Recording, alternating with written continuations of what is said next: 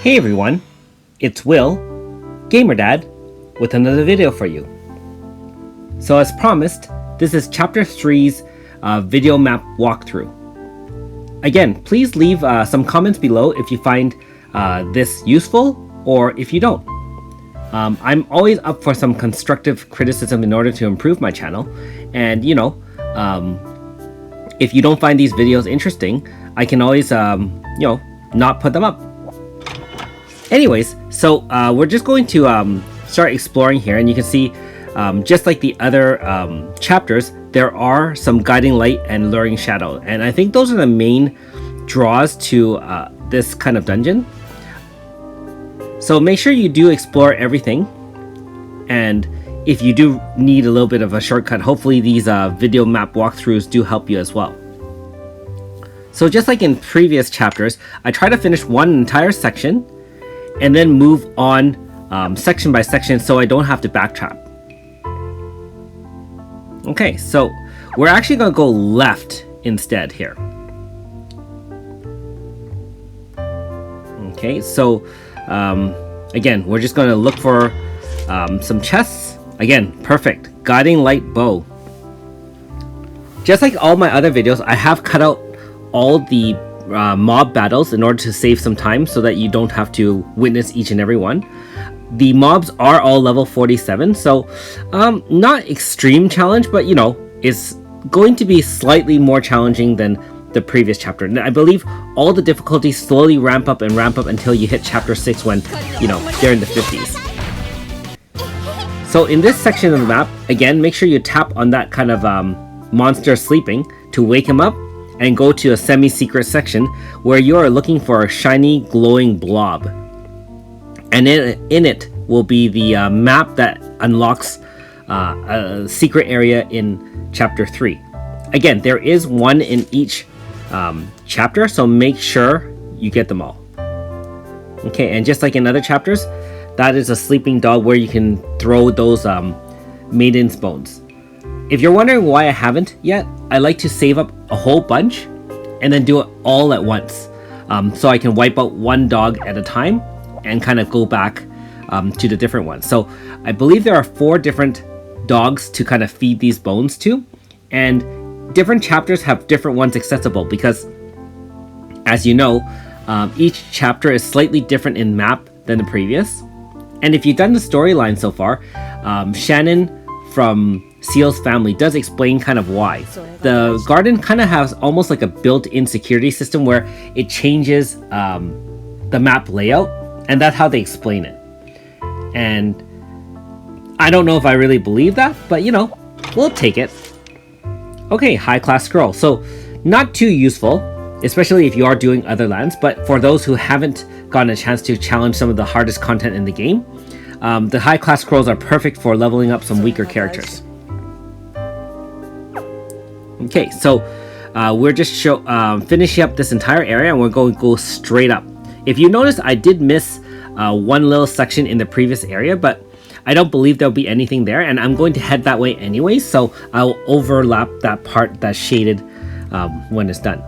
Okay, so the golden map piece unlocked a new area on the left here. So we did in chapters 1 and 2 already explore the areas on the right, so I'm not going to wander back over for the sake of saving time. Now this garden guard dog is certainly no pushover. Level 72, you do fight it in another dungeon very hard for Hanging Garden as well. And for those who haven't watched that video or who haven't encountered this yet, strong wind AoE, be protected with I guess either physical debuff because it has a physical element to it, or use something like Meryl's Aurora Force.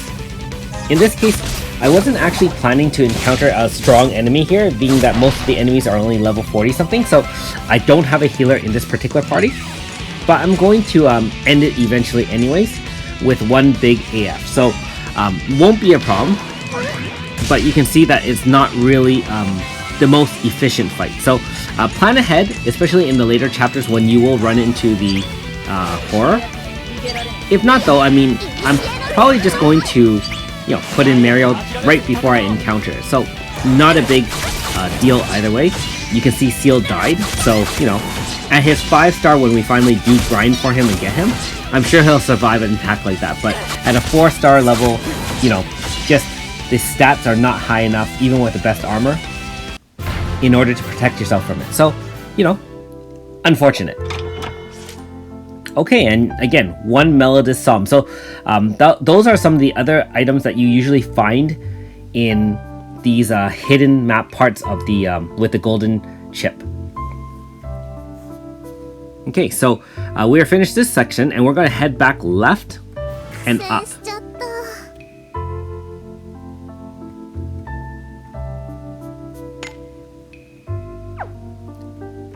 All right.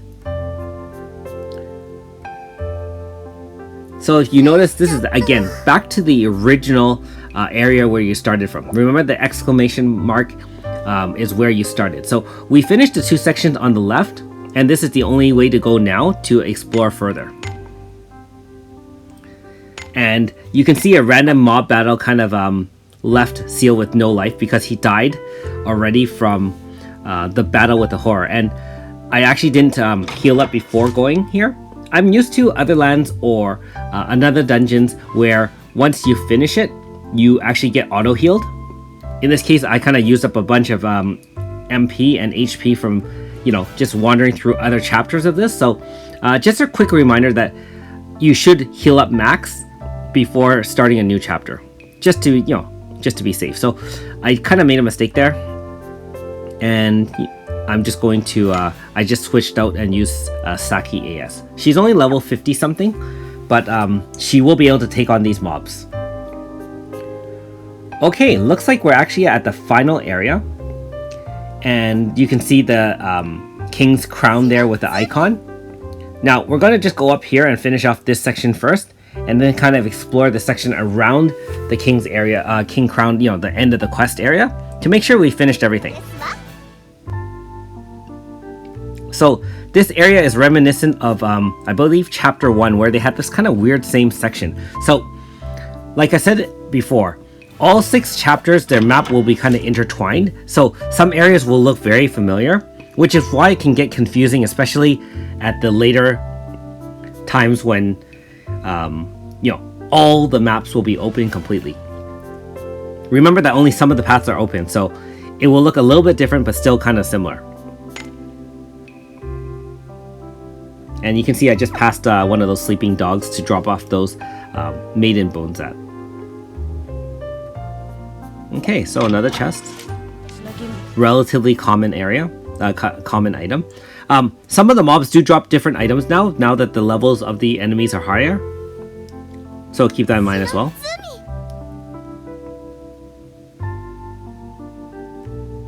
Okay, another dead end. I believe that's everything here. There's no more treasure chests. Oh, mind you, nope, there is one. One maiden's bone. Okay, that is it. And so you can see again a dog I can drop off at, which I won't.